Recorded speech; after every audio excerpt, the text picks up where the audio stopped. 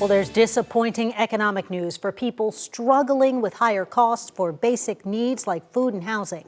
Inflation was 3% higher in January compared to just a year ago, ticking up from the month before, according to the Labor Department's inflation report. Yeah, now this is higher than economists predicted. ABC's Rena Roy has more on how it could all impact our money.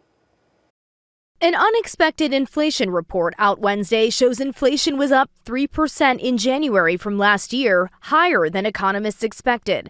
Americans paying more for most things, from car insurance to rent. In terms of what we saw prices, where we saw prices rise the most, again, rent continues to be the thorn in our side, up nearly 0.5% month over month. Grocery prices also on the rise, eggs especially expensive as the bird flu outbreak spreads amongst animals around the country.